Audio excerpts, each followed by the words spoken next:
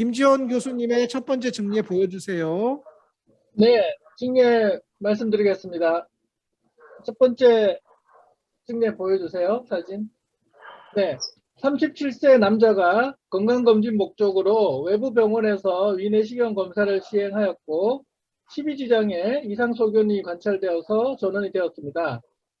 환자 내시경 소견에서 12지장의 세컨 포션 쪽으로 앰플러우 바터를 포함하여 약 5cm 정도의 멀티플한 노듈라 또는 폴리포이드 리전이 관찰되었고 표면에는 백색의 과립상을 동반하고 있었습니다. 이 환자는 사실 외부 병원에서 내시경 검사하면서 조직 검사를 하여서 말트 림포마라고 진단을 받고 이제 의뢰가 되었던 환자입니다. 그런데 내시경 초음파 소견을 하였을 때 정확한 타겟팅이 어려운 점막에 국한된 저에코 병변이 관찰이 되었습니다. 이 환자는 그 외부 병원에서는 마지날 존의 말트 림포마 뭐 이렇게 해서 왔었는데 그래서 헬리코박터 치료를 받고 왔습니다. 그렇지만 본원에 다시 검사를 하고 조직 검사나 면역 조직 검사에서 이 폴리큘라 림포마 12장 쪽에 림포마로 진단이 되었고 결국 방사선 치료를 시행을 받고 완전 관해가 된 케이스가 되겠습니다. 내시경 소견으로는 구분이 어려울 수 있는데 병리에서는 제법 차이가 있는 것으로 아는데 그럼에도 불구하고 약간의 혼선이 있었네요. 네네. 이 증례에 대해서 의견 있으신 선생님 말씀해 주시기 바랍니다.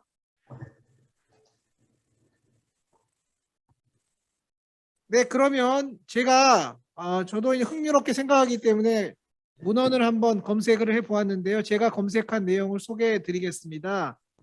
2015년에 발표된 이제 가장 큰 문헌에 의하면 폴리큘라 림포마 진단되면 경과 관찰, watch and wait, 라디에이션, 리투क्시맙, 케모세라피 이렇게 네 가지 전략을 사용할 수 있다고 되어 있었고요. 56명의 환자를 추적 관찰한 연구였는데 평균 6년이요. 24명은 치료 없이 경과 관찰을 했는데 프로그레션 하는 환자가 없었다라고 쓰여 있었고 자연관에도 7명 있었다고 되어 있고요. 17명은 이제 크지 않았다. 스테이블. 방사선 치료받은 환자들은 전수 관해가 되었고 리투크시맙 모노세라피 받으신 분은 5명이 있었는데 4명이 관해되었고 항암 치료 받은 환자는 모두 관해되었다. 그래서 치료 여부와 무관하게 프로그레션 하지 않는 그런 질병인 것으로 이야기를 하고 있었습니다. 김지원 쌤이 항상 치료를 해야 되는 건가요? 아니면은 watch and wait 전략을 좀 구사해 볼 수 있다고 생각하십니까? 네, 사실 뭐 저도 이런 케이스는 흔히 보는 건 아니고 어떻게 보면 처음 보는 케이스인데 최근에는 이게 가끔 이제 보고가 되는 것 같습니다. 폴리큘라 림포마가. 그래서 대부분 보면 증상이 없이 건강검진에서 내시하다가 발견되는 경우가 많고, 말씀하신 대로 경과 관찰하는 경우도 많습니다. 그래서, 그렇지만 이제 이 환자의 경우에는 이제, 보시다시피 좀 병변이 크고, 일부, 12시 방향에 보이는 노듈라 리전은 조금 크게 보이고 그래서, 방사선 치료를 시행하였고 방사선 치료 후에는 잘 관해가 된 케이스가 되겠습니다. 그래서 크기가 크지 않거나 이런 경우에는 좀 관찰할 수 있겠지만 조금 이제 크기가 크고 이런 경우에는 아무래도 치료를 하는 쪽이 낫지 않을까라는 생각인데 저도 뭐 경험이 많지 않아서 잘은 모르겠습니다. 네, 그래도 비교적 좀 일견 보이는 폴리큘라 림포마보다는 약간 어그레시브해 보이고 또 젊은 사람이었으니까 RT 했다는 거에 대해서는 저는 동의하는 바입니다. 여러 교수님들 이 증례에 대해서 뭐 추가로 의견은 없으십니까?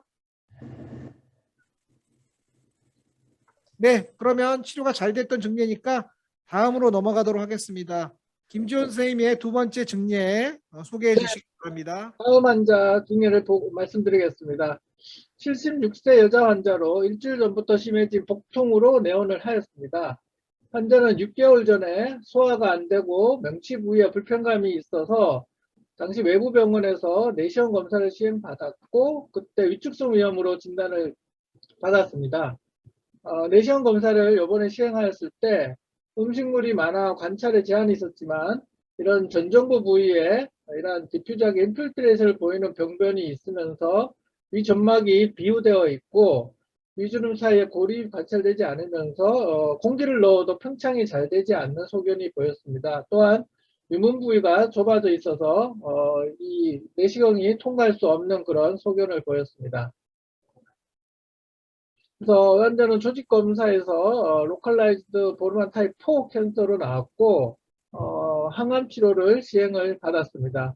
그래서 이 증례를 낸 것은 사실은 뭐 저희가 가끔 보지만 이 외부 병원에서 검사를 했는데 그냥 위험이다 이런 경우를 그런 경우에서 이렇게 시간이 지난 후에 보르만 타입 4형으로 나오는 경우가 많아서 이 앞에 사진을 한번 잠깐 다시 보여주시겠어요? 보면은 지금 같은 경우에는 비교적 쉽게 의심을 할 수 있지만 정말 이제 6개월 전에 사진에서 이게 어떻게 보였을지 그 사진을 환자 갖고 오지 않아서 잘은 모르겠는데 아마 그게 6개월 전에도 이렇게 뭐 지금처럼 심하진 않았을 텐데 그냥 아트로피만 보였을지 아트로피에 다른 이 에어레이션이 안 되거나 이런 보르마 타입 4 형태의 어떤 특징을 보였을지 약간 궁금하기도 하고 좀 조심을 해야겠다 싶어서 케이스를 내게 되었습니다. 네, 감사합니다. 송경호 선생님 이 증례 보시고 뭐 코멘트 해주실 건 없으십니까? 예, 6개월 전에 사진을 뭐 있으면은 저도 좀 코멘트가 될 것 같은데요. 근데 이제 의원이나 다른 급 병원에서 바이옵시를 했음에도 생검에서 확인이 안 되더라도 내시경으로 어느 정도는 좀 충분히 의심이 되는 경우에는 이제 상급 병원에 이제 EUS라든지 또는 이제 스트립 바이옵시 형태로 조직 컨펌을 할 수 있기 때문에 비교적 얼리 리전일 때 보호만 타입 4 캔서를 의심할 수 있는 어떤 그런 경험과 마인드가 내시경 의사한테 좀 필요할 것 같습니다. 네, 좋은 말씀 감사합니다. 저도 이런 안타까운 경우를 많이 보고 있는데요. 중요한 것은 우리나라 내시경 의사가 건강검진 내시경에 중독되어 있다고 생각합니다. 많은 경우에 무증상 성인에 대한 검사하고 유증상에 대한 평가가 혼선이 있는데요. 이 환자도 보시면 6개월 전부터 증상이 있었던 거거든요. 증상이 있었을 때는 좀 더 주의 깊게 증상의 원인을 밝히기 위한 검사를 해야 될 텐데 아마 많은 의료기관에서는 검진하고 구분을 잘 안 하고 검사를 하다 보니까 중요한 질병을 놓치는 예가 여전히 많지 않나 생각해서 안타깝게 보고 있습니다. 최정민 교수님, 이 내시경 사진 보고 어떻게 코멘트 해주실 거 없으십니까? 굉장히 넓게 교수님 혹시 말씀 들리십니까? 네네, 잘 네, 들립니다. 네, 내강이 이제 엔트럼 쪽이 되게 좀 좁아져 있고 두꺼워 보이고 그리고 위내 음식물이 이제 내려가지 않는 패시지 디스터번스가 있는데 노듈라리티도 있고 그래서 전형적인 이제 보만 타입 4 캔서를 의심을 할 수가 있습니다. 저희도 가끔 이제 조직 검사에서는 나오지 않는 경우가 있어서 이제 저희 병원으로 다시 리퍼되는 경우가 있는데 이런 경우에 이제 처음 보신 내시경 보신 의사 선생님께서 이제 조금 내강 모양이 좀 이상하다고 그런다면은 다시 한번 조직 검사를 해보거나 아니면 3차 의료병원 의뢰기관으로 상부로 다 좀 의뢰하는 게 좋을 것 같습니다.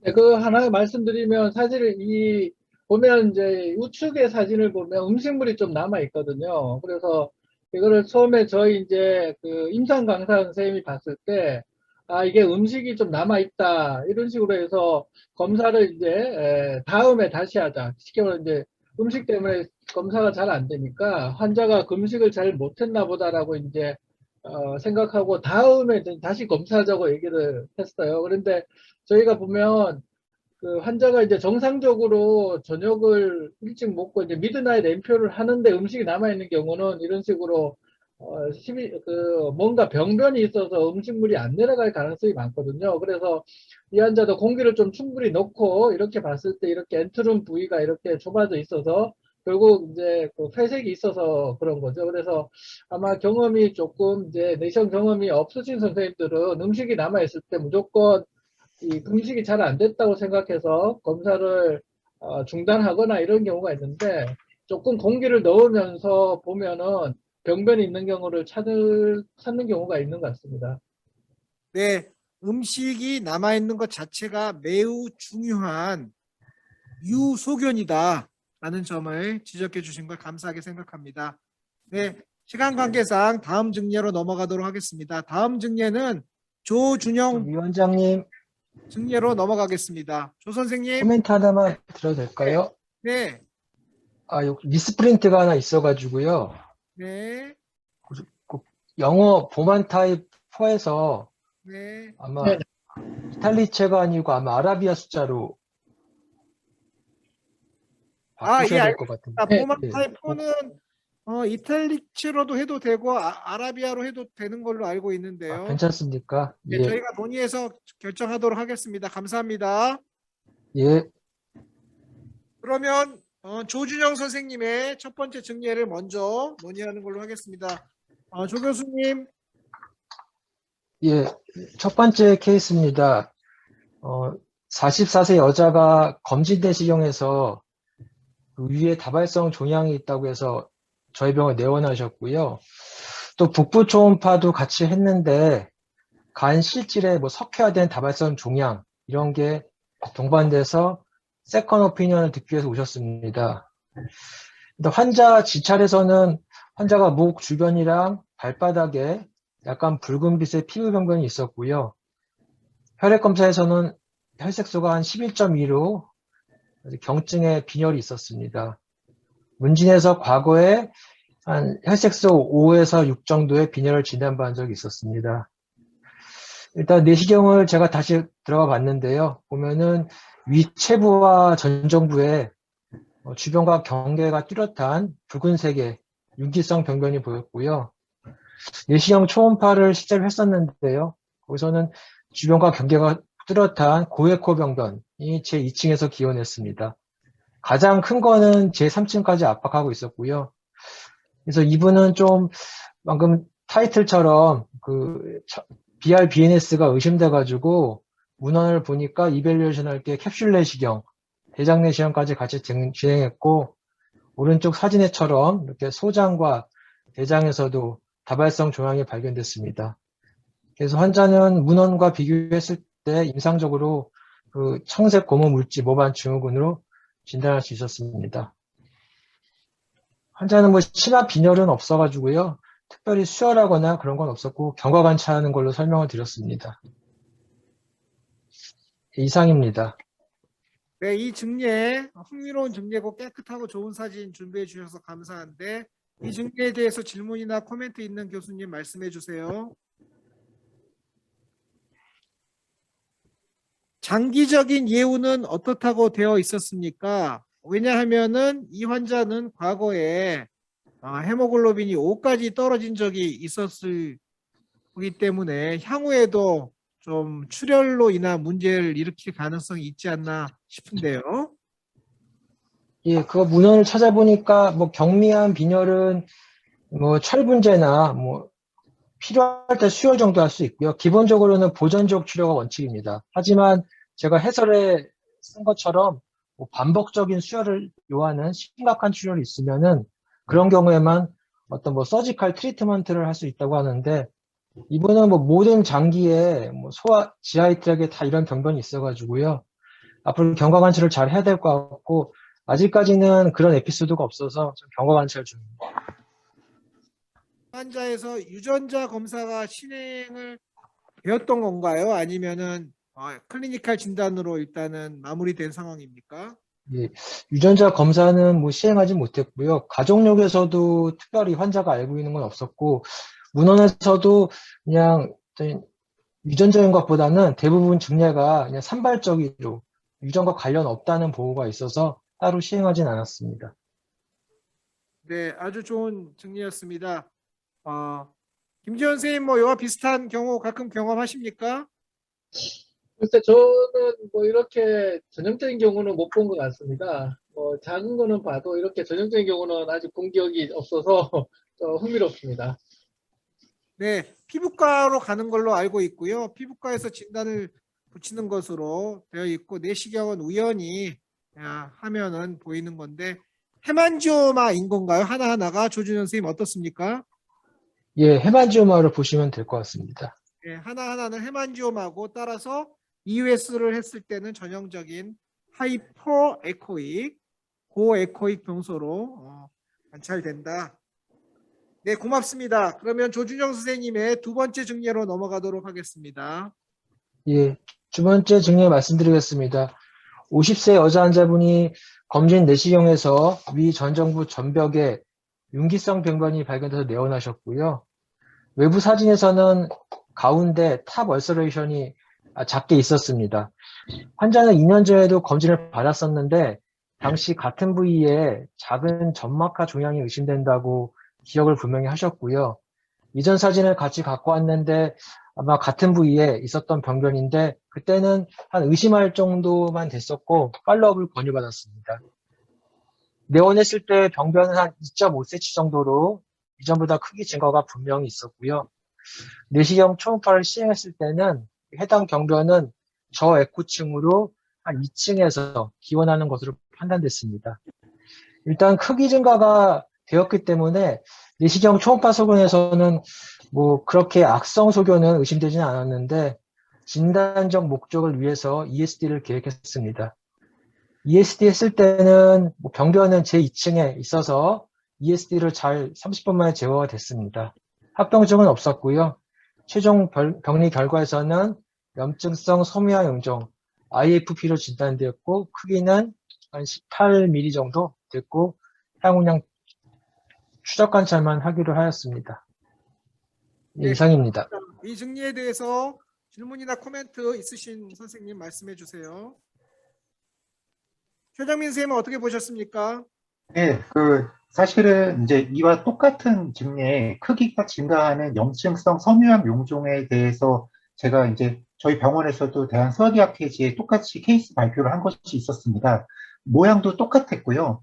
마찬가지로 센트럴 이렇게 umbilical 무슨 딤플링처럼 처음에는 이제 에토픽 판크레아틱 티슈로 저희는 생각을 했었는데 크기가 증가해서 진단겸 치료 목적으로 내시경 박리술을 시행을 했었고 마찬가지의 이제 짧은 시간 동안에 이렇게 제거를 한 적이 있었습니다. 그래서 처음 진단은 이제 조직 진단이 이루어지지 않아서 인플라마토리 파이브로이드 폴립인지 몰랐었는데 이제 처음 에토픽 팬크레아틱 티슈를 생각을 했었는데 결국에 이제 최종 병리 진단으로 이렇게 진단 겸 치료로 한 경우가 있어서 굉장히 흥미로웠습니다. 질문 하나 드려도 될까요? 네, 김지현 선생님 말씀해 주세요. 네, 말씀하신 대로 이제 모양이 에토픽 판크레아스하고 비슷하게 보이는데 혹시 뭐 생기는 위치라든가 얼핏 봐서는 에토픽 판크레아스에서 보이는 센트럴 디프레션하고는 다르게 약간 피스툴라 트랙처럼 구멍이 보이는데 그런 어떤 이 내시경상의 차이점이 어떻게 감별할 차이점이 있을까요? 제가 봤을 땐 예, 말씀해 주십시오. 예. 저희도 처음에 이제 2년 전에는 크기가 작아서 정확하게 이제 에토픽 판크레아스의 작은 병변으로 생각을 했었고요. 근데 이제 점점 크기가 커지면서 정말 피스툴라처럼 구멍이 이렇게 좀 깊게 파이는 경우도 보였습니다. 그래서 모든 모양이 좀 이렇게 처음에는 감별이 좀 어렵고 처음 크기가 커질수록 그 센터에 좀 더 이렇게 깊은 피스툴라가 보이는 경우가 있고 초음파에서도 조금 그때 저희에서는 이제 헤테로제너스하게 보여서 조금 더 감별이 어려웠었습니다. 그래서 최종 진단은 진단 겸 치료로 내시경 제거가 필요했었습니다. 선생님 어떻게 생각하십니까? 액토픽 판크레스하고의 감별 진단에 대해서 김지현 교수님이 의견 듣고 싶어 하셨는데요. 예, 방금 최정민 교수님도 말씀하셨는데 그 오프닝이 액토피 판크라스 때는 이제 얼서는 아니고 그냥 주변에 점막 변화가 오면 오프닝이고요. 요거는 말 그대로 작은 궤양이 있어가지고 그냥 내시경 소견으로는 액토피 판크라스는 좀 아닐 거라고 봤고요. 내시경 초음파에서도 이게 아주 호모제너스하게 하이포 에쿠익 병변이라서 좀 제가 경험한 거로는 액토피 팬크리아스는 조금 약간 믹스드 패턴 이런 게 있고 또 그 오리진이 약간 세컨 레이어, 서드 레이어가 아니고 이거는 세컨 레이어라서 액토피 팬크리아스는 좀 아닐 걸로 생각이 됐고 사실 IFP가 가장 1번 첫 번째 인프레이션이긴 했는데요. 저도 크기 증가한 게 좀 우려스럽고 충분히 ESD로 제거가 가능해서 시술을 시행하게 되었습니다. 저도 경험은 많지 않으나 몇 개의 액토픽 판크레스와 몇 개의 IFP를 ESD 해본 경험이 있는데요. 이번 증례처럼 인플러머터리 피브리노이드 폴립은 땡그랗게 잘 떨어졌었는데요. 액토픽 판크라스는 ESD 하다가 무척 애를 먹었던 경우가 몇 번 있거든요. 그래서 아마 레이어가 조금 다르다. 그건 좀 틀림없는 얘기인 것 같고요. 조직검사 소견은 과거에 이제 에오지노필릭 인필트레이션이 많은 에오지노필릭 그래뉼로마로 불렸던 질병인데 지금은 IFP에 대해서 병리 의사들이 정확하게 잘 알고 있어가지고요. 섬유 조직이 많고 에오지노필이 많은 염증 세포로 보이는 그런 진단을 잘 해주시는 것 같습니다. 제 질문인데 치료 안 하고 놔두면 점점 커지는 수가 있는 건가요? 아니면은 치료 않고 경과 관찰을 해볼 수도 있는 거라고 생각하십니까? 일단은 의사 입장에서도 증가한다는 게 좀 걱정스럽고 환자도 뭐 절제를 원해서 하고요. 저도 대부분은 그냥 팔로우하는 경우가 많은데요. 이런 경우는 굳이 뭐 ESD가 가능하기 때문에 그걸 좀 머뭇머뭇할 필요는 없을 것 같습니다. 네, 감사합니다. 아주 깔끔하게 치료가 잘 되었던 것 같습니다. 조준영 선생님의 증례를 논했습니다. 그럼 앞으로 올라가서 순서대로 하도록 하겠습니다. 두 분 교수님 좀 급한 일이 있어서 멀쩡 가실 수도 있다고 그래가지고요. 했고요. 김희만 선생님 혹시 들어오셨습니까? 안 들어오셨습니까? 네, 들어왔습니다. 네, 김희만 선생님 그럼 인사하시고 첫 번째 증례 소개해 주시기 바랍니다. 네, 안녕하십니까. 연세대학교 원주의과대학의 소화기내과 김희만이라고 합니다. 예, 이번 증례는 케이스는 이제 난소암의 위전인데요. 그 내시경상 모양이 좀 독특해서 이번에 케이스로 좀 보여드리게 됐습니다. 51세 여자 환자가 아네미아를 주소로 내원했고요. 환자 히스토리상 2년 전에 난소암으로 수술했고, 그 다음에 이제 항암요법을 하고 있었는데, 예, 자꾸 재발이 된 그런 상태였고요. 당시 이제 아네미아 때문에 내시경을 했는데, 그 카디아하고 레스커버처 부분에 이 폴드의 팽대가 관찰이 되었고, 그래서 처음에는 사실 이게 베릭스가 아닐까 싶었는데, 그래서 EUS를 시행했고, EUS에서는 이제 베릭스가 아닌 게 룰아웃 됐고, 그래서 조직 검사를 했고, 조직 검사에서 메타스타틱 그 카시노마, 컨시스턴트 위드 오버리언 시로스 카시노마로 진단이 되었습니다. 그래서 이런 좀 모양 자체가 처음에 이제 베릭스가 아닌가 싶어서 조직 검사를 하지 않았었는데, 그래서 히스토리를 다시 해보고 메타스타틱 캔서일 수도 있다고 생각해서 초음파 내시경을 했고, 그리고 초음파 내시경에서 베릭스가 아닌 게 룰아웃 된 다음에 바이옵시를 해서 컨펌이 됐던 케이스입니다.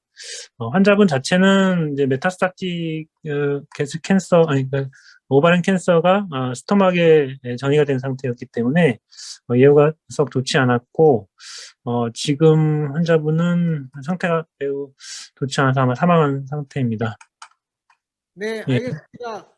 매우 흥미로운 증례인데요. 메타스타틱, 스토막으로 전이한 타장기 암 중에서 이러한 모습을 보이는 경우가 드물 거라고 생각되는데 여러 선생님들 경험이 있으신 선생님 좀 말씀해 주시면 좋겠습니다. 송경원 선생님 전이암 중에 뭐 요거하고 비슷하게 보였던 증례가 있었습니까? 예, 비슷한 예가 있었던 것 같고요. 그 환자도 이제 자이네콜로지 캔서인데 어디였는지 정확하게는 기억 못하는데 있었던 것 같고, 간혹은 저희 펠로우 중에 실제로 베릭스를 바이옵시한 펠로우가 있었거든요. 게스트릭 페릭스를 바이옵시했던 펠로가 있었는데 이제 이 직내에서는 이제 뭐 색조도 좀 물론 이제 게스트릭 페릭스가 색조가 좀 크게 이런 튜머하고 다르지 않고 좀 비교 디퍼 포션이고 근데 경도가 좀 이렇게 차이가 있었다는 거가 좀 중요할 것 같고요. 그래서 매우 좀 드문 직내라서 저도 그 베릭스 케이스가 어땠는지 정확히 기억이 안 환자는 나요. 어떻게 되는지 궁금해집니다. 갑자기 다행히 블리딩이 생기지 않았습니다. 베릭스 조직 검사 하다가 걸리면은 저희 병원의 최문석 선생님한테 엄청 크게 혼나는데요.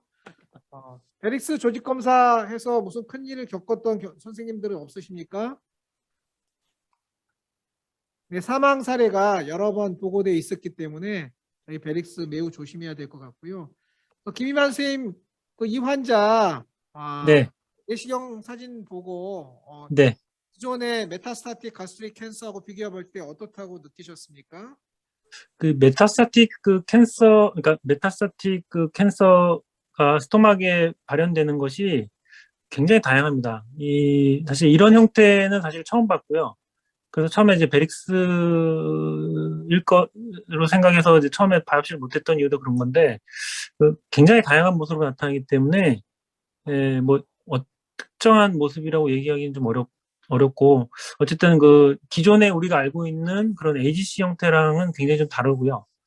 그래서 그런 병변은 이제 적극적으로 조직 검사를 해서 컨펌을 해야 되는데, 그래서 어쨌든 말씀하신 것처럼 이제 베릭스인지 아닌지 정확하게 또 뭐 혹시나 또 베스를 건드려서 또 괜히 출혈 만들어서 더 험악한 일이 벌어지지 않게 잘 해야 될 것 같습니다. 사기암이 있는 환자에서 위전이는 다양하게 생기는데 이 환자는 하필이면은 게스트릭 베릭스가 생기는 위치에 또 모양도 좀 혈관 아닌가 의심스러운 정도로 생겼기 때문에 더욱 초기에 조직 검사 못하고 약간 머뭇거렸던 경우로 생각이 되고요.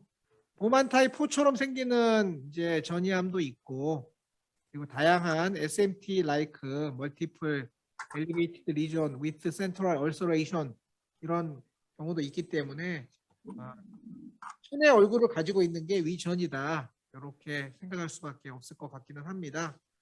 네, 흥미로운 처음 보는 신기하고 질 좋은 사진 보여주셔서 정말 감사합니다. 그러면 김희만 선생님 두 번째 증례 소개해 주시기 바랍니다. 예, 두 번째 증례 말씀드리겠습니다. 두 번째 증례 제목은 자연 봉합된 위궤양 천공인데요. 64세 여자 환자가 헤마테메시스로 내원해였고 예전에 과거역상에 이제 교통사고로 이제 비장절제술을 받은 적이 있었습니다. 당시에 이제 응급내시경을 했는데 그 왼쪽에 보시는 사진이 처음 진단했을 때 사진인데 그 베이스가 굉장히 이렇게 펀치다웃 됐듯이 이렇게 보이고 당시에는 이제 액티브 블리딩이 없었지만 왠지 좀 모양 자체가 너무 이상해서 당시 좀 이쪽이 좀 뭔가 이상하다라는 이제 느낌은 받았지만 이게 펄포레이션 된 거라고는 생각을 못했고요. 그리고 이제 그 다음에 이제 CT를 찍어서 봤더니 지금 CT 사진이 지금 안 올라온 것 같은데 CT 사진에 명확하게 월 디펙트가 있고 그리고 월 디펙트가 있지만 에어 릭은 안 되는 그런 상태로 보였었고요. 그리고 이제 그래서 월 디펙트가 있어서 월 디펙트는 있지만 이게 실드된 형태여서 컨저버티브 케어하면서 지켜보려고 했는데 계속 리블리딩 됐습니다. 그래서 블리딩 돼서 들어가 보면 블리딩 포커스는 또 명확치 않으면서 또 한 가지가 이제 얼서 주변에 조직 검사를 했는데 거기서 또 이제 캔서셀이 나왔습니다. 그래서 캔서에 의한 펄포레이션인가 이제 그런 생각도 들었는데 그래서 이제 결과적으로는 얼서 힐링이 되지 않아서 저희가 이제 수술을 결국은 했고요. 펄포레이션 자체 때문에 했다기보다는 얼서 힐링이 안 되고 리커런트 블리딩이 자꾸 돼서 수술했고 수술상에서는 얼서에 의한 실드 어프 펄포레이션이 맞는데 캔서 셀이 보였던 거는 캔서 인베이전은 아니고 아주 조그만 한 5mm 정도의 EGC 병변이 같이 이제 우연적으로 아마 있었던 것 같습니다. 그래서 그것도 발견이 됐고 결과적으로 이제 수술했는데 요런 이 베이스가 굉장히 깊고 또 이렇게 뭔가 좀 툭 떨어져 나간 것 같은 느낌의 이런 병변을 그 베이스를 봤을 때 언뜻 이게 퍼포레이션 컨실드 그러니까 실드 오프된 궤양인가라고 생각하기가 좀 어렵고 저 사실 이거 처음 봤거든요. 그래서 이런 케이스를 좀 보시면 이렇게 함부로 잘못 건드리다가 오히려 더 퍼포레이션을 더 유도하지 않게 좀 참고가 되었으면 합니다. 네, 깊은 궤양이 있고 이 자체가 이제 천공 및 출혈 일으켰던 경우고 인시덴탈하게 주변에 작은 이주시가 있었다. 패솔로지가 무척 궁금해지는 그런 증례인데요. 이 증례에 대해서 질문이나 코멘트 있으시면 좀 해주시기 바랍니다. 조준영 선생님은 어떻게 보셨습니까? 예, 케이스 잘 봤습니다. 궁금한 거는 첫 번째 그 환자를 봤을 때 선생님 같은 경우에는 그 조직 검사를 또 하시는 편인지 좀 나중에 기다리다가 하시는 건지 좀 궁금합니다. 이 경우는 어떻게 하셨나요? 이제 저 같은 경우에는 만약에 이제 그러니까 블리딩으로 환자가 왔을 때 이게 캔서에 의한 인베이전 가능성을 항상 생각하기 때문에 가급적 가능하면 이제 조직 검사를 합니다. 블리딩 되고 있는 경우도 가급적이긴 하고요. 왜냐면 이제 캔서 인베이전으로 해서 블리딩 됐을 경우에는 사실 우리가 내시경적으로 지혈술을 해도 리커런트 블리딩이 있을 수 있고 또 빠른 캔서 진단을 해서 오히려 치료를 내시경 치료나 뭐 엔지오그래피나 이런 걸 하지 않고 바로 수술로 넘어갈 수 있기 때문에 저는 좀 바이옵시를 초기에 궤양을 봤을 때 대부분 바이옵시를 합니다. 그 부분에 대해서는 저도 소화성 궤양이나 아니면 어떤 병소에 의해서 출혈한 환자 지혈술을 했거나 내시경을 해서 피가 멎어 있을 때 항상 조직 검사를 하도록 늘 권하고 있는데요. 저희 펠로우들은 펠로우들이 주로 응급실에서 저녁에 하는 경우가 많기 때문에 우리 펠로우 선생님들은 늘 안 합니다. 그래서 과거에는 열심히 권하다가 지금은 그냥 안 해도 좋다. 나중에 멀쩡할 때 입원해 있는 상태에서 이제 며칠이라도 PPI 쓰고 조금 안정된 상태에서 내시경 하면 된다. 그렇게 가르치고 있습니다. 내시경 경험이 짧은 우리 펠로우 선생님들에게 조직 검사를 하라고 그러면 다들 그냥 도망가더라고요. 우리 이제 교수님들은 경험이 많으시니까 김희만 교수님들은 하시면 되는데 까지 푸시하기는 조금 어렵다. 이게 현실적인 제 의견이었습니다. 예. 최장민 선생님은 어떻게 보셨습니까? 네, 저희도 이렇게 임펜딩 퍼포레이션이 있을 것 같은 굉장히 깊은 얼서레이션을 이제 많이 보게 됩니다. 그래서 이제 치료함에 있어서 이제 자주 보게 되고 이제 강력 하이도스 PPI를 계속 쓰게 되는데 이제 운이 좋은 경우에는 블리딩 재발하지 않고 또는 퍼포레이션 되지 않고 되는 경우도 있지만 운이 나쁘게 되면 이제 다시 그 자리에서 깊은 얼서를 통해서 또 다시 리블리딩이 되는 경우가 있고 그로 인해 이제 엠볼리제이션을 하거나 이제 수술을 하게 되는 경우도 종종 있는 것 같습니다. 그래서 이 부분도 이제 굉장히 조금 처음에는 깊은 얼서로 생각됐는데 우연히 발견된 조기 위암이 또 있다는 게 조금 흥미로운 점이 있는 것 같습니다. 네, 감사합니다. 나중에 패솔로지 한번 검토해 봤으면 좋겠다 싶은 생각이 드는 흥미로운 증례였고요. 논의할 점이 많으나 시간 관계상 송경호 교수님 증례로 넘어가도록 하겠습니다. 송경호 교수님 준비됐으면 시작해 주세요. 네, 교수님. 제가 다른 지금 회의가 겹쳐가지고 좀 정신이 없습니다. 죄송합니다. 예, 첫 번째 증례는 게스트릭 애니티인데요. 타입 1입니다. 이제 체부에 보시면은 점막 위축이 좀 있고요. 엔트럼 사진은 제가 싫진 않았는데 그거보다는 좀 위축이 좀 저명하진 않은 편이었고요. 공기를 많이 넣어도 이제 점막 주름이 좀 없어지지만 공기를 좀 뺀 상태에서도 점막 주름이 소실되어 있는 케이스였고요. 체부 대만 측과 이제 전후벽에 걸쳐서 5mm 안팎의 폴립량 병소들이 좀 많이 있었습니다. 바이옵시에서는 이제 뉴로엔도크라인 튜머였고요.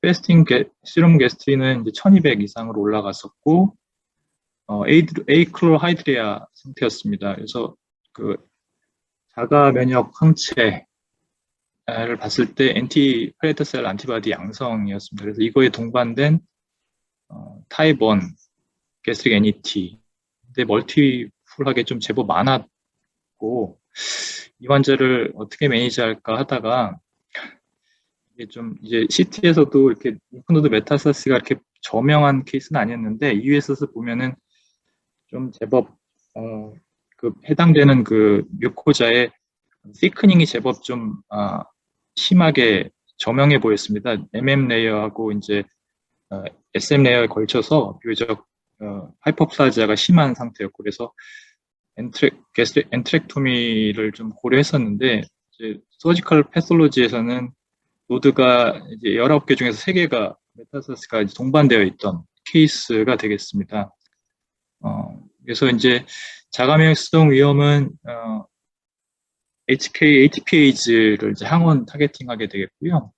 그거에 대해서 이제 면역 반응이 일어나서 벽세포가 광범위 파괴되면서 에클로하이디아가 생기게 되겠습니다. 그래서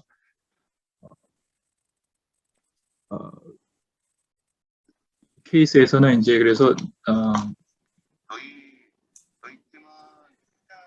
죄송합니다, 교수님. 그래서 이 증례는 교수님, 제가 다른 회의 잠깐만. 네, 하고 오십시오. 네, 좋습니다. 그러면 지금 뭐 중요한 일이 좀 겹친 모양이니까 박용호 교수님 증례를 조금 잠깐 스킵하고 제가 준비한 증례를 먼저 해보도록 하겠습니다. 저는 EB 바이러스 음성 양탕피종양 암종에 대해서 준비하였습니다. 65세 남성이 건진 내시경에서 이러한 병소가 보였고요. 한 3cm 정도 크기의 엘리베이티드 리전, 센트럴 디프레션, 센트럴 얼서레이션 보이는 병소였는데요. 조직 검사에서 암이 나왔는데 내시경을 자세히 보았을 때 하나의 엘리베이티드 리전 옆에 우측 사진을 보면은 돔처럼 무덤처럼 여러 개 병소가 약간 떨어졌지만 가까운 곳에 모여 있었습니다. 그래서 이 부분은 전체적으로 수술을 하였고요. 최종 병리 결과는 3cm 엘리베이티드 리전 센트럴 얼서레이션 있는 부분뿐만 아니고 그 옆에 돔처럼 올라온 부위까지가 전부 림포 에피텔리오마 라이크 카시노마, 림포이드 카시노마라고 불렀던 그 종양이었고요. 저희가 특이하게 생각했던 점은 림포 에피텔리오마 라이크 카시노마는 SMT 라이크하게 볼 수 있는 대표적인 질환이기 때문에 충분히 가능하다라고 보았는데 대부분 경우에 EB 바이러스 포지티브인 경우인 것으로 알려져 있었는데요. 이 환자는 여러 번 검사를 병리과에서 했는데 EB 바이러스가 모두 네거티브로 나왔습니다. 따라서 이 환자는 약간 드문 타입이지만 EB 바이러스 네거티브 림포 에피텔리오마 라이크 카시노마였고요. 눈에 보였던 것보다 범위가 좀 넓었고 EB 바이러스가 음성이었다. 저희 병원 데이터 모아서 한번 발표한 적이 있었는데요. EB 바이러스 포지티브인 경우에는 거의 리커하지 않고요. EB 바이러스 네거티브인 경우에는 리커에서 프로그레션 하는 경우가 있었던 것으로 상대적으로 EB 바이러스 네거티브는 예후가 나쁜 그런 증례였습니다. 이상 제가 증례 소개를 드렸는데 질문이나 코멘트 있으면 말씀해 주시기 바랍니다.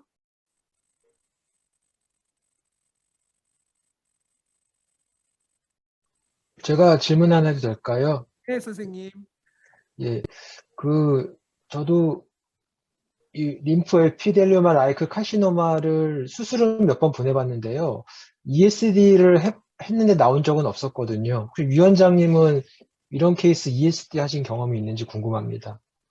림포 에피텔리오마 라이크 카시노마는 대부분 SMT 라이크 종양으로 보이는 수가 있고 EST 인디케이션처럼 보였던 경우가 없어서 저는 경험은 없는데요. 수년 전에 식도에 있는 림프 에피텔리오마 라이크 카시노마를 케이스 리포트 한 적은 있는데요.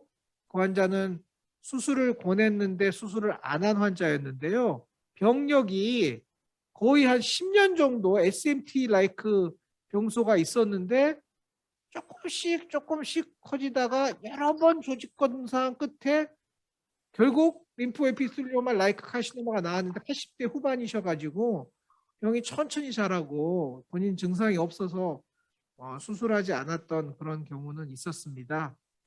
요컨대 ESD 한 적은 저는 없었습니다. 림포이드 카시노마를 ESD 하기는 좀 쉽지는 않을 것 같습니다. 그런 증례 거의 못 본 것 같기는 하고요. 네, 송경호 선생님 돌아오셨습니다. 송경호 선생님 제1형 위신경 내분비 종양에 대해서 제가 질문을 하겠는데요. 사실 네. 내시경 사진과 소견만 보면은 수술을 안 했을 것 같은데 수술을 해가지고 림프노드 전이까지 있었던 경우였습니다. 그 부분에 대해서 좀 설명을 부탁드립니다. 예, 이제 대개는 타입 1 게스트릭 NET 같은 경우에는 예후가 워낙 좋기 때문에 그냥 경과 관찰하는 게 일반적이고 간혹 이제 ESD 하는 경우도 있는 것 같습니다. 근데 케이스에서는 그 CT에서 그렇게 데피니트하지 않았지만은 그 메타스타틱 그러니까 노드 이나지먼트가 조금 좀 의심되는 부분도 사실은 있었고요. 그다음에 EUS에서도 그 디퓨즈하게 그러니까 파이널 패솔로지에서도 디퓨즈 엔테로크로프 라이크셀 하이포플라지아가 백그라운드에 쭉 있었다는 걸로 확인을 했었는데요. EUS에서도 그런 파인딩이 제법 있어서 조금 조심스러운 케이스였습니다. 그래서 환자한테 좀 상의를 했었고 향후에 좀 문제가 될 소지가 있어 보여서 이제 또 멀티플한 그 게스트릭 NET 타입 1일 때도 엔트렉토미를 간혹 하는 게 있기 때문에 이 환자한테는 서지컬 리섹션을 그래서 좀 권고했던 좀 특이한 케이스였고요. 수술을 네. 하였습니까? 토탈을 하였습니까? 아니면 안트럭토미를 정말 처음 계획했던 그걸 하셨습니까? 결과적으로는 토탈 게스트렉토미를 했습니다. 예, 좋습니다. 예. 제 질문은 우리나라에서는 헬리코박터 감염에 의한 심한 아트로픽 가스트라이티스에 의한 하이포게스트리네미아와 유로엔도크라인 튜머가 더 많고 이 환자처럼 오토이뮨 가스트라이티스에 의한 아트로픽 가스트라이티스, 유로엔도크라인 튜머는 훨씬 더 드문 것 같은데요. 몇 증례 저도 보지 못했는데 두 유로엔도크라인 튜머가 예후가 좀 차이가 있다고 생각하십니까? 저도 찾아보지 못해가지고 말씀드리긴 좀 어려운 부분인 것 같은데요. 근데 이제 일반적인 헬리코에 의한 에이트로픽 게스트라이티스는 그렇게 에이클로로하이드리아까지 가는 스펙트럼은 그렇게 많지 않을까 생각을 할 수 있음에 반면에 오토이뮨 게스트라이티스는 비교적 광범위하고 좀 더 진행이 에이클로하이드리아 쪽으로 갈 수 있는 포션이 제법 있을 수 있기 때문에 아마 NET 병발에 의해서는 이제 오토이뮨 쪽이 좀 더 멀티포칼할 가능성이 좀 더 크지 않을까 그렇게 생각해 볼 수 있을 것 같습니다. 최정민 선생님은 오토이뮨 가스트라이티스를 의심하고 안티파레탈 안티바디 검사를 의뢰하는 경우가 간혹 있습니까?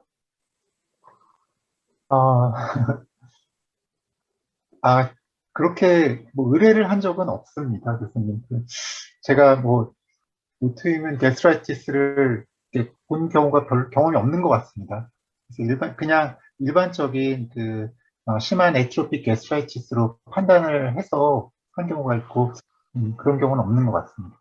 네, 우리가 안티파레탈 셀 안티바디를 너무 검사를 안 내서 아마 숨어있는 오토이뮨 가스트라이티스가 간혹 우리나라에 좀 있지 않나 싶은 생각이 들고요. 저는 검사 어마어마하게 많이 하고 있거든요. 조기암 환자들 몽땅 안티파레탈 안티바디 검사를 하는데 도무지 나오지가 않더라고요. 그래서 좀 드물긴 드물다. 일단은 시작한 지 한 반년 됐는데 아직 한 명도 이제 포지티브가 안 나와가지고요. 그 조기암 환자들은 아닌 모양이다. 뭐 이렇게 하고 있는데 그렇습니다. 그러면 송경호 교수님의 두 번째 증례로 넘어가겠습니다. 예, 이 환자는 이제 검진에서 먼저 의심이 됐던 환자고요. 중체부의 소만 후벽 측에 1cm가 안 돼 보이는 약간 평평 융기된 병소고요. 중심부 보시면 약간 붉은색 조이고 약간 함몰되어 있는 듯한 보양을 보이고 있습니다. 근데 주변에 뮤코자를 보시면은 이제 콜렉팅 배뉴얼이 좀 살아있는 게 사진에도 조금 알 수 있고 전반적인 위축이 있지 않습니다. 그래서 바이옵시에서 약간 에이티피컬 셀이 나왔다 이렇게 돼 있어가지고 아 이거 이지씨인가 해서 다시 재차 바이옵시를 시행했었고요. 근데 거기서 NET가 이제 확인이 됐었고요.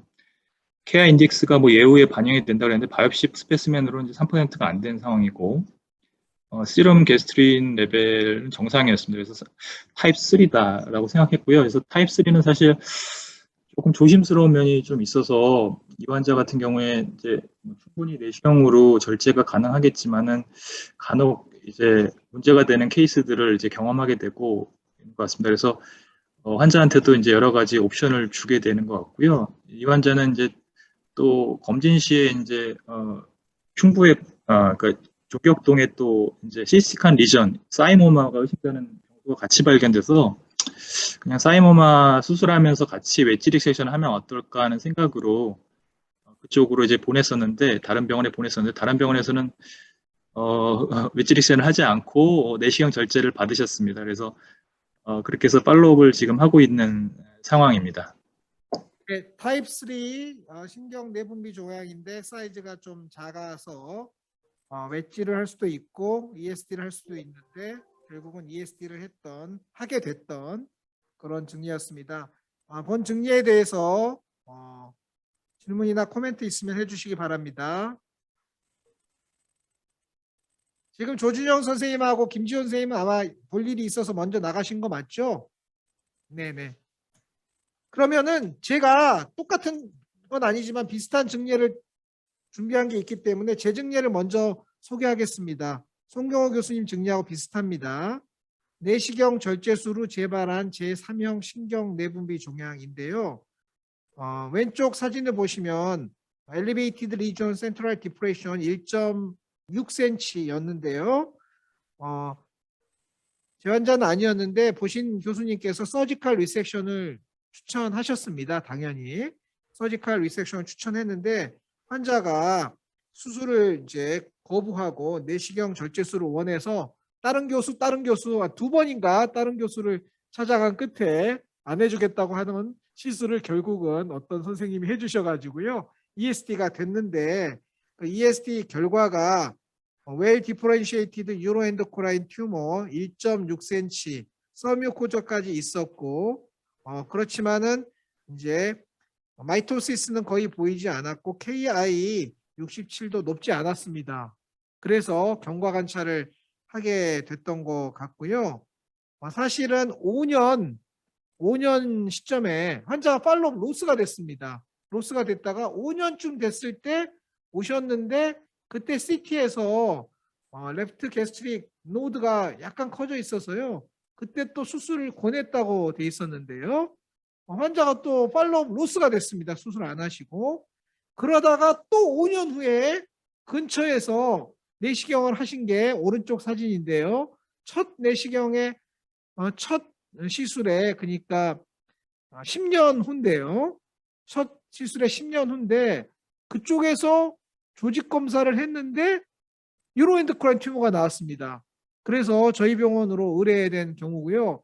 저희 병원에 의뢰돼서 조직 검사를 2번인가 했는데 유로엔도크라인 튜머는 나오지 않았고요. CT 그다음에 도타테이트 페트 검사에서는 데피니트하게 로컬 리커가 있었습니다. 그래서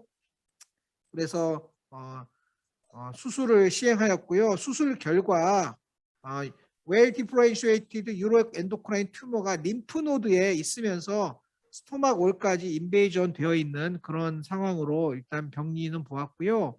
돌이켜 생각하면 림프노드에 있는 노드가 5년 사이에 커져가지고 스토막 월 인베이전 됐는데 그냥 외부 조직 검사에서 우연히 한 번은 유로엔도크라인 튜머가 나오고 우리 병원에서 2번 더 했을 때는 이제 조직 검사에서 암은 확인되지는 않았습니다. 여하튼 수술을 시행하였고 현재 경과관찰 펠리에티브 케모테라피를 란레오타이드라는 게 있다고 합니다. 요런 신경 내분비 종양에 쓸 수 있는 약이라고 해서요. 요거 쓰면서 종양내과에서 팔로우하고 있습니다. 요컨대 저희 병원에서 ESD 많이 했는데요. 타입 3 중에 리커했던 경우는 이 환자 한 명입니다. 1.6cm였고요. 요것보다 작았던 경우는 아직까지 한 명도 리커한 사람이 없이 한 4, 50명 되는 것 같은데 그렇다. 이렇게 두 증례가 있었습니다. 그러면 송경원 선생님 제 증례 보시고 사실은 민병훈 선생님 증례인데요. 민병훈 네. 선생님 증례 보시고 어떻게 생각하셨는지 의견 부탁합니다. 네. 환자가 아무리 뗐어도 저는 안 해줬을 것 같은데 생각은 들고요. 근데 돌고 워낙 험한. 네네. 안 한다고 그래서 또 다른 교수 찾아가고 또 안 한다고 그래서 또 다른 교수 네. 찾아가서 결국은 했던 그런 경우가 되겠습니다. 네, 상당히 험한 병변인데 이제 시술 자체는 뭐 최선을 다해서 잘 된 것 같고, 근데 대개 사명은 이렇게 중앙부 함몰이 있는 게 좀 다른 것 같습니다. 이제 그런 특징이 있는 것 같고, 제법 좀 교수님 이 증례 말씀이랑 또 다른 분석 말씀해 주셨듯이 좀 인시디어스한 네이처, 그러니까 좀 이렇게 빠르게 그렇게 퍼지진 않는 특징이 좀 있는 것 같아서 생각보다는 예후가 그렇게 나쁘진 않을 것 같다는 생각은 드는데요. 이 환자는 교수님, 그러면 지금은 이제 어디 메타스타시가 다른 데 어디 있나요?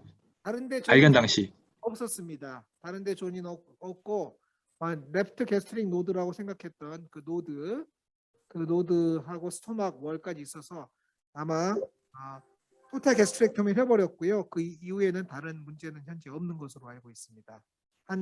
수술한 지가 한 2년 정도 된 것 같습니다. 이 환자는 처음에 왔을 때 저희가 정확하게 몰라가지고요. 그 당시에 정확히 몰라가지고 FD 이제 일반적인 펫을 시행하였습니다. 일반적인 펫을 시행했는데 전혀 업테이크가 없더라고요. 그 글루코스 업테이크가 전혀 없었는데요. 그 종양 그 해그학과에서 갑자기 전화를 하더니 당신네들 처방 잘못됐다. 이거는 그 펫을 하는 게 아니고 도타테이트 펫이라는 걸 해야 되는 건데 처음 도입됐었거든요. 그래서 공짜로 해줄 테니까 도타테이트 펫을 해라. 그래가지고 펫을 한 번 더 했고요. 그래서 얻은 사진이 이 예쁜 그 도타테이트 펫 소견이었습니다. 그래서 유로 엔도크라인 투묘에 아주 스페시픽하게 일반 펫으로는 전혀 안 나오는데요. 도타테이트에서 스트롱 포지티브가 나와서 아주 신기하다 이렇게 생각했던 그런 증례가 되겠습니다. 예, 저 이준행 교수님, 저 김희만입니다. 김혜수 계셨군요. 예, 좋은 그 증례 보여주셔서 정말 감사하고요. 그 타입 3인 경우에 진짜 크기가 작을 때 내시경으로 제거할지 수술할지 참 고민이 많이 되는데 안 그래도 이제 도타테이트 펫을 저희 병원은 없습니다. 저희가 한번 몇 번 해외학과에 요구를 했더니 없다 그래서 이제 어쩔 수 없이 이제 다른 병원에 보낸 적도 있는데 아까 성경 교수님이 보여준 것도 그렇고 이 타입 3일 때 사이즈가 작을 때 결국 이제 내시경으로 제거를 하는 거를 이제 해보려고 많이 이제 실제로 하기도 하는데 결국에는 이제 림프노드 메타스타시스가 있을지도 모른다는 그런 걱정 때문에 많이 주저하게 되거든요. 그래서 혹시 교수님 아까 많은 케이스를 하셨다고 했는데 그 케이스 혹시 혹시 발표하신 데이터가 있으십니까? 제가 좀 참고로 좀 하고 싶은데요. 예, 저희 논문으로 냈습니다. 그신가요? 퍼블리케이션 예. 되어 있고요. 아마 민병훈 교수님이 교신 저자로 되어 있는 논문이거든요. 그래서 예. 타입 3를 수술한 사람, 뭐한 사람 해서 그래프가 잘 나와 있거든요. 그래서 아마 한번 찾아보십시오. 제가 어느 논문이었는지 정확히 모르는데 퍼블리케이션 되어 있는 겁니다, 선생님. 예, 알겠습니다. 감사합니다. 예. 좋습니다. 좋은 질문 감사하고요. 여하튼 작을 때는 과감하게 치료해 볼 수 있다. 우리가 타입 3가 매우 어그레시브하다라고 이제 책에 나와 있는 경우는 애시당초 컸던 경우, 다 그런 경우에 대한 얘기지. 우리나라처럼 건강검진에서 작은 게 발견됐을 때는 송경원 선생님 말씀처럼 그렇게 아주 어그레시브하지 않은 경우가 꽤 있는 것 같다. 이런 느낌을 저도 가지고는 있습니다.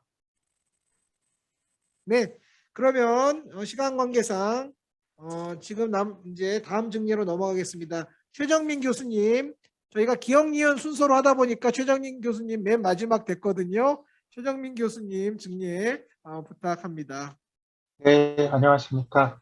어, 저는 그 식도 이물 중에 이제 굉장히 흔한 고기에 의해서 이제 고기가 이제 박혀서 임팩티드 밋 볼루스에 의해서 식도가 박혀서 이제 증상이 굉장히 심해 왔었던 환자를 소개를 시켜드립니다. 62세 여성이 이제 당일 저녁에 소갈비를 그냥 이제 급하게 쉽지 않고 급하게 삼켰습니다. 그런 다음에 이제 목이 막힌 느낌이 났고, 그 다음부터 이제 침도 삼켜지지 않아서 바로 이제 응급실에 내원을 했고, 바로 내시경을 봤을 때, 이제, 그 에피글로티스로 들어갔을 때 바로 그 포사에 굉장히 큰 이제 고기 덩어리가 박혀 있었고, 이제 이것을 이제, 내시경으로 한번 밀어봤습니다. 혹시 빠지나 그랬더니 굉장히 큰, 이물이라서 완전히 임팩티드 되었어서 움직이지가 않았습니다. 그래서 저 이거 이제 이물을 빼야 되는데 첫 번째는 이제 그물 올가미 넷스네어 화면에서 보시면 이제 넷을 이용을 했습니다. 그래서 넷을 이용을 했는데 고기 덩어리가 식도에 박혀 있어서 이제 식도 내관 쪽으로 넷 스네어 그 인스트루먼트를 좀 깊게 넣은 다음에 디플로이에서 이제 펼쳐야 되는데 그렇게 되지 않고 결국에는 이제 고기 덩어리를 감쌀 수가 없어서 그래스핑 파워가 적어져 가지고 이제 제거를 할 수가 없었습니다. 그 다음으로 이제 용종 절제술에 쓰이는 이제 폴리펙토미 스네어 사진에 보면 이제 B 중간 그림인데요. 그래서 그 스네어를 갖고 다시 한번 식도 내관 쪽으로 집어넣어서 다시 그 미트 볼루스를 포획을 하려고 했는데 여전히 완전히 임팩티드 돼 있어서 그 스네어가 인스트루먼트가 통과가 되지 않았습니다. 그래서 결국에 오픈했을 때 열려지지가 않았고 일부만 포획이 돼서 포획력이 약해서 이제 여전히 이물이 움직여지지 않았습니다. 이제 마지막으로 했었던 게 그 도미얼 베스켓이라고 이제 C 그림인데요. 요거는 이제 4개의 강력한 스트링이 있고 보통 그 저희가 그 ESP에 쓰이는 그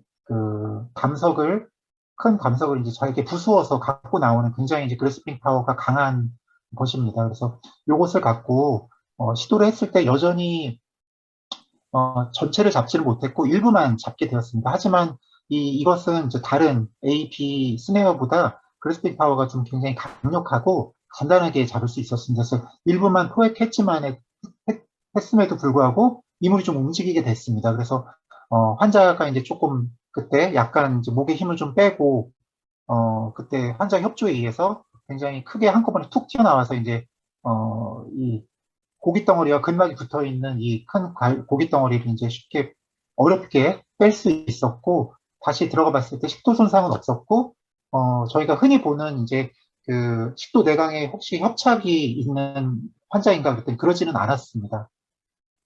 그래서 저희가 이제 식도 이물을 뺄 때 여러 가지 시도를 해봤는데 결국에 이제 그래스핑 파워가 강력한 도미올 베스켓으로 성공적으로 제거를 할 수 있었던 것을 이제 보여드리게 되었습니다.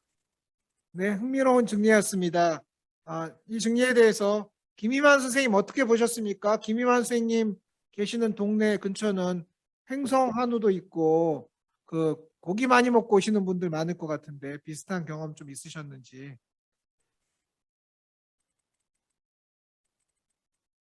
접속이 안 됐나 보다. 네, 좋습니다. 그러면 송경호 선생님은 어떻게 보셨습니까? 네, 좀 곤란한 증례였을 텐데, 잘 해결해 주신 것 같고요. 뭐, 결국에는 이런 바스켓 형태의 스네어가 있다는 것을 인지하고 하는 것이 참, 큰 이제 도움이 됐던 것 같습니다. 그, 이제, 사실 밀어넣을지도 생각해 보게 되는데, 이제 밀어넣었을 때 되지 않으셨다고 그랬는데, 어떤 경우는 이제 뼈가 있을 수도 있거든요. 그래서 뼈가 고기 덩어리 안에 있다면 간혹은 이제 식도 손상에 밀어넣다가 인저리의 원인이 될 수 있기 때문에 미리 뭐 CT 같은 걸로 좀 체크해 보는 것도 생각해 볼 수도 있을 것 같고요. 그다음에는 이제 이 경우는 에어웨이 입구에 딱 있기 때문에 이거를 이렇게 매니플레이션 하다가 혹시라도 만에 하나 아스피레이션 되거나 이제 아스픽시아로 빠져서 큰 곤란을 겪을 수도 있을 것 같습니다. 그래서 가장 좋게는 이제 인투베이션이 된 상태에서 할 수도 있겠는데 인투베이션에서 또 튜브가 넣다가 이 고기와 또 문제가 되기 때문에 진짜 이 진퇴양난의 문제였을 것 같군 생각이 들고요. 그다음에 이제 뺄 때 이 바스켓하고 내시경 선단하고 이렇게 조금이 거리가 식도 내강에 있을 때는 거리가 생기면 이게 저항의 어떤 또 다른 이유가 되기 때문에 내시경 선단과 그 기구가 최대한 붙어가지고 루멘에서 이렇게 모듈레이션 하는 게 저항을 덜 줄 수 있는 어떤 그런 팁이 되겠는데 이 케이스는 내강에 있지 않고 이제 어떤 베링스에 있기 때문에 그런 거와는 이제 무관하게 뺄 수 있었던 케이스인 것 같고요. 이제 이게 이 머티리얼이 상당히 크기 때문에 아마도 그냥 피지컬한 어떤 문제가 제일 큰 문제일 것 같긴 한데요. 그 간혹은 이제 글루티네이션이 잘 안 되는 어떤 뉴럴로직한 면이 있었지 않는지 이제 히스토리는 조금 환자한테 더 해볼 필요성이 있을 것 같습니다. 아마 하셨을 것 같긴 한데요. 네, 알겠습니다. 김희만 교수님은 어떻게 보셨습니까?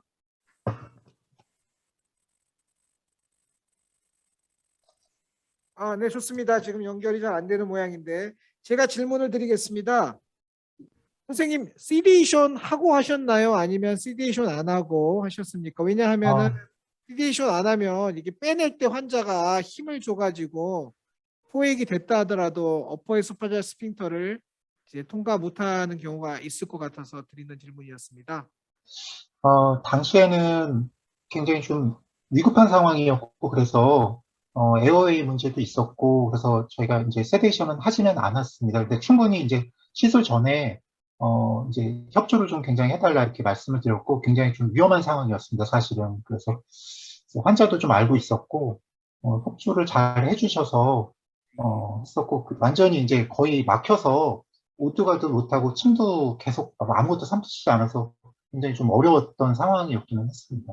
네, 제가 이런 경우에 그 예전에 수면을 해서 하는 게 지금 잘 모르겠습니다. 수면을 했었으면 조금 더 편하게 했었을 수도 있었는데, 먼저 이제 그 당시 상황은 굉장히 어려운 상황이라서 수면을 하기가 제가 이제 조금 시술자 입장에서는 좀 두려워서 수면을 하지는 않았습니다. 예, 충분히 이해가 되는데 이게 이제 환자가 꽉 힘을 주고 있으면 오히려 안 빠지기 때문에 저희는 어떤 경우가 있었냐면 PEG 할 때 잘라가지고 위를 통해서 식도로 꺼내는 예가 있지 않습니까? 인터널 범퍼를 그걸 꺼내야 되는데 환자가 시디에이션을 안 했더니 막 힘을 줘가지고 도저히 이게 안 나오는 거예요. 그래가지고 미다졸람을 싹 드렸더니 이렇게 풀어지면서 거기 이제 빼낼 수 있었던 증례가 한 번 있었던 것 같고요. 선생님 저기 이거 돌 깨는 거 주세요 이렇게 했어요? 아니면은 노미아 바스켓을 가져와라 이런 식으로 오더하셨습니까? 왜냐면 저도 이름을 처음 들었거든요. 돌 깨는 거 그거 있지 그것 좀 갖고 와볼래? 뭐 이런 식으로 얘기했을 것 같긴 한데. 저도 마찬가지입니다, 교수님. 저 이하시키 방에 있는 거 제일 강력한 거 갖고 오세요. 그렇게 말씀드리고 이름을 헷갈려서 이번 그러셨죠? 예로 이제 다른 환자로 예, 그 케이스를 써게 되면서 이제 도미오 바스켓이 있다는 걸 알게 되고 이런 비슷한 직례로 케이스를 하나 내기는 했습니다. 네. 그리고 그 송경호 선생님이 잠깐 코멘트 주셨는데 이게 10도에서 파랭스로 넘어오면서 경우에 따라서는 환자가 삼켜버려가지고 기도로 들어가 버려가지고 기도로 막히면 거의 CPR 상황이 되는 거 아닙니까? 그래서 이게 항상 주의해야 되는데 지금 바스켓 같은 것으로 꽉 잡았으니까 기도로 들어가지 않았을 것 같고 그리고 사이즈가 기도로 들어갈 사이즈는 아니지 않습니까? 그래서 기도로는 안 들어갈 것 같긴 한데 저희가 아찔했던 경험이 한 번 있었습니다. ESD를 해서 위 스페시먼을 이제 매트를 사용하지 않고 그냥 석션으로 꺼내는데 막판에 나오다가 그게 떨어져 가지고 기도로 들어가 버린 거예요. 그래서 갑자기 환자 상태가 안 좋아지면서 이제 응급 상황이 돼 가지고요. 뭐 물론 아주 당황했는데 그 당시에 제 환자는 아니고 어떤 선생님 환자인데 하인리 메뉴버 비슷하게 이렇게 가지고 이게 튀어나왔던 그런 증례가 한 번 있었습니다. 그래서 저희가 항상 제거할 때 나오다가 기도로 다시 들어가는 것을 매우 주의해야 하겠다 이런 생각을 하였습니다. 네, 흥미로운 증례 감사합니다. 마지막 증례입니다. 시간이 좀 지났지만 최정민 교수님 설명해 주세요.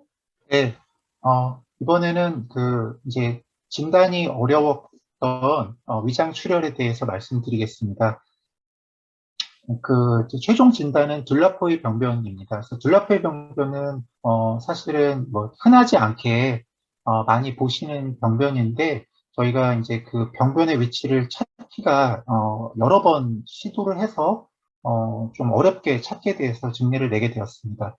81세 여성이 이제 헤마토메시스를 하고 의식을 잃고 이제 응급실에 내원하였습니다. 그래서 내원 당시에는 의식을 역류했고 헤모글로빈이 조금 감소되었고 이제 1년 전에 스텐트 삽입술을 받고 아스피린을 복용하고 있었던 분입니다. 그래서 그날 당일 이제 위내시경을 시행을 했을 때는 위체부에 이제 다량의 이제 블러드 클럿만 있었고 액티브 블러드 우징이나 액티브 블리딩은 없어서 이제 시야가 확보되지 않고 그래서 검사를 그날은 중지를 했고 다음날 다시 이제 위내시경을 시행해서 이제 블러드 클럿이 좀 빠져나가고 그 있는 걸 기대하고 이제 다음날 내시경을 시행을 했습니다. 근데 큰 혈궤는 이제 그 펀더스나 바디 쪽에 있는 게 다 빠져나갔는데 그 올드 블러드 클럿이 위 점막을 모두 다 코팅을 하고 있었습니다.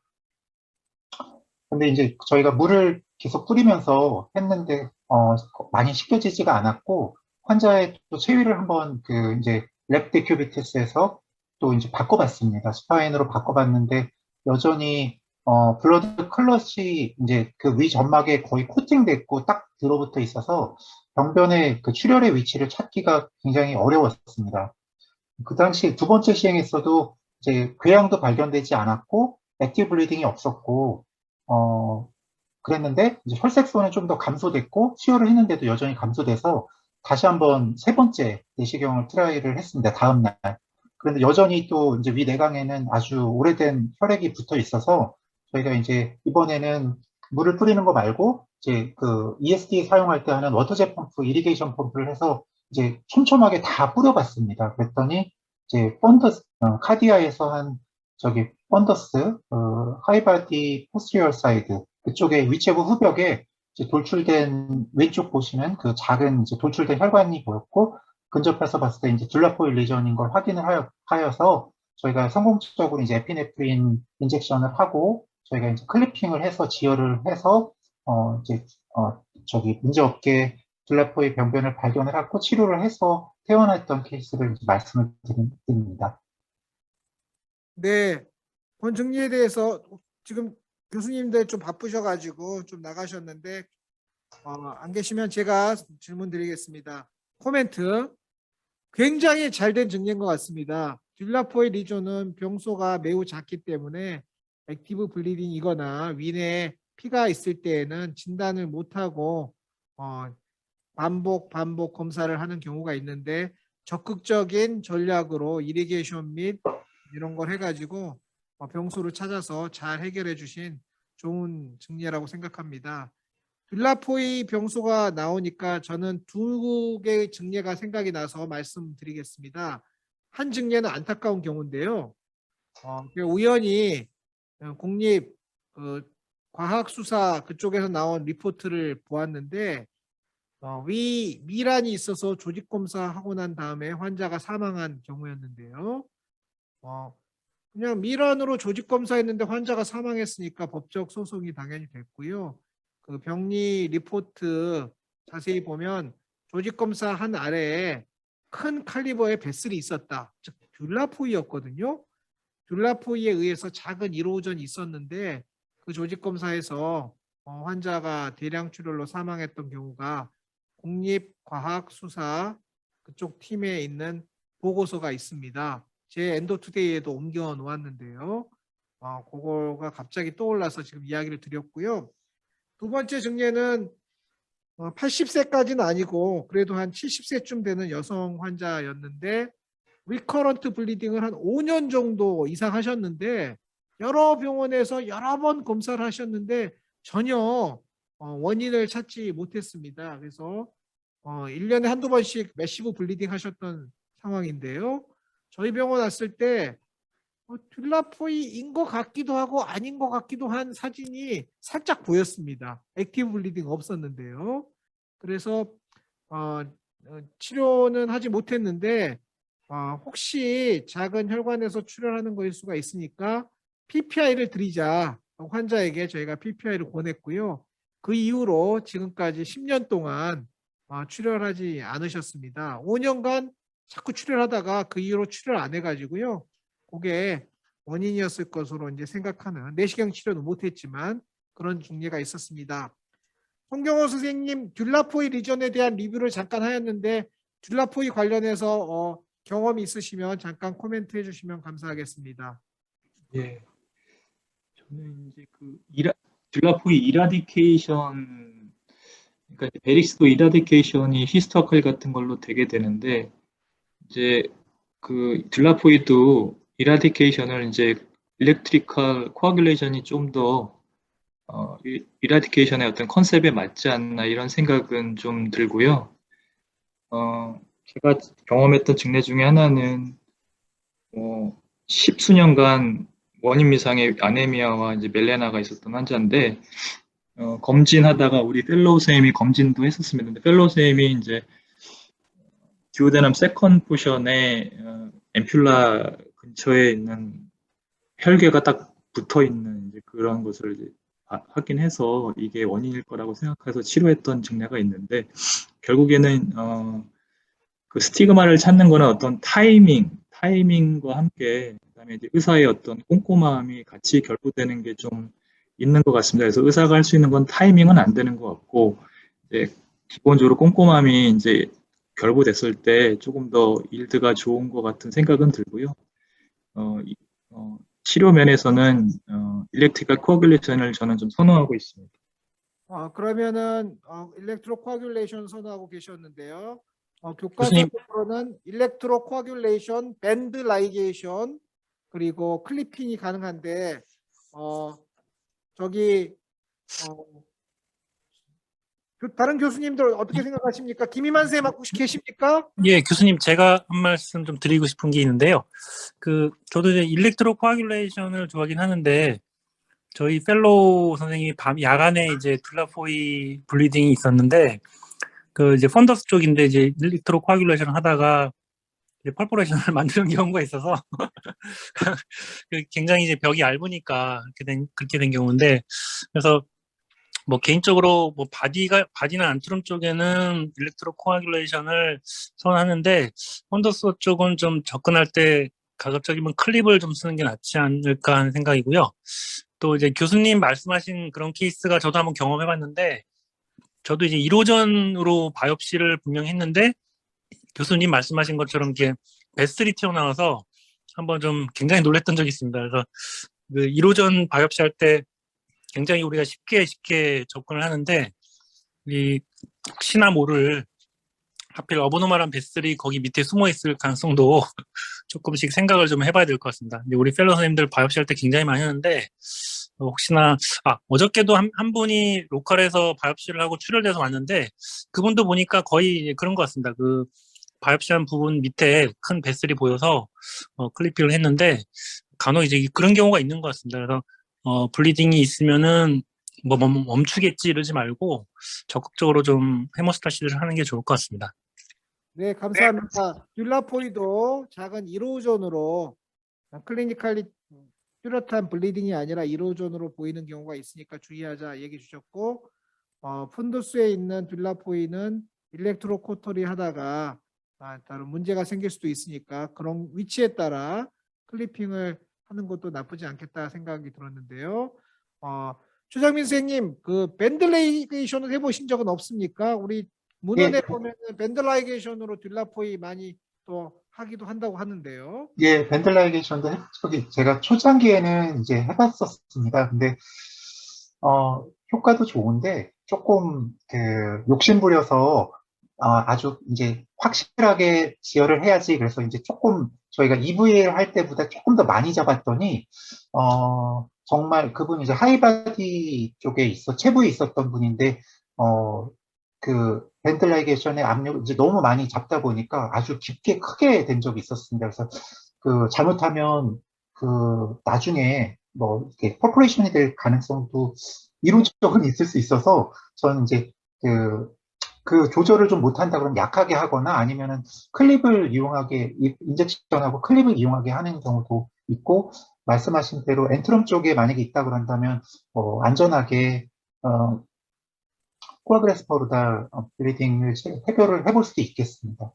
제가 교수님 한 가지 이제 그 조금 궁금했던 게 보통의 경우에는 저기 올드 블러드 클럿이 이렇게 점막에 이렇게 코팅되는 경우가 보통 하루 이틀 지나면 금방 좋아지는데 이분은 예상보다 굉장히 오랫동안 블리딩이 그 코팅이 돼서 찾기가 굉장히 좀 어려웠던 챌린징한 케이스였습니다. 그래서 혹시 교수님들 이렇게 계속 시리얼하게 내시경을 보셨는데도 점막에 이렇게 올드블러드가 코팅되는 경험을 해보셨는지 궁금합니다. 네, 그러면 송영호 선생님 그 질문에 대해서 혹시 블러드 클롯이 며칠간 계속 제거되지 않고 있었던 경우가 있었냐 이런 질문이시거든요. 어떻게 생각하십니까? 예, 글쎄 뭐 그 한 번의 블리딩은 아닐 거고 리피터티브하게 그냥 계속 재출혈이 있기 때문에 결국에는 좀 더 그런 면이 있지 않을까 이제 생각해 볼 수 있을 것 같습니다. 저도 그런 쪽이 아마 가능성이 더 많을 것 같습니다. 클롯이 남아 있어가지고 며칠씩 붙어 있다. 그거는 조금 가능성이 떨어져가지고요. 교과서적으로는 뭐 에리스로마이신 같은 거 줘가지고 좀 뺀다고 하지만 우리나라 현실에서 쓸 수 없기 때문에 아마 조금씩 리블리딩 했던 상황일 가능성이 더 높지 않나 싶고요. 여러 교수님들 지금까지 많은 질문과 코멘트 토론해 주신 거 정말 감사하게 생각하고요. 종군당에서는 밥을 10번 사도 모자랄 그럴 토의가 했는데 우리 코로나 끝나면은 반드시 잊지 말고 좋은 자리를 마련해 주시기 바랍니다. 네, 그러면 알겠습니다. 지금 남아있는 교수님들 서로 인사 말씀하고 끝내도록 하겠습니다. 김희만 선생님부터 인사 말씀하고 말씀해 주세요.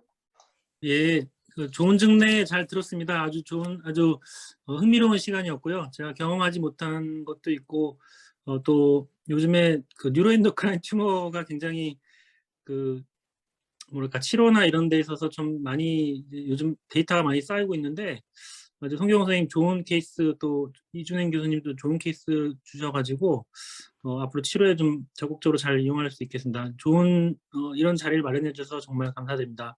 네, 감사합니다. 최정민 선생님, 마무리 말씀 네. 해주셔요. 네, 오늘 좋은 증례 토의 되게 즐거웠던 시간이었던 것 같습니다. 교수님들 건강하시고 코로나 시대에 점점 늘어난다고 그러는데 정말 좀 조심하시고 건강하게 하시고 건승하십시오.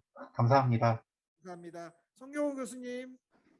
예, 저는 이제 그 대학병원이긴 하지만 저희 일산차병원은 생긴 지 이제 2년 돼가는 병원이고 그래 그만큼 그 어떤 중증도가 낮은 병원인데요. 그래서 건양대에서 근무하다가 이제 옮겼는데 또 이런 케이스들을 보면서 과거의 생각들도 떠오르고 또 간접적으로 다시 한번 제 스스로 교육받는 그런 좋은 측면들이었던 것 같습니다.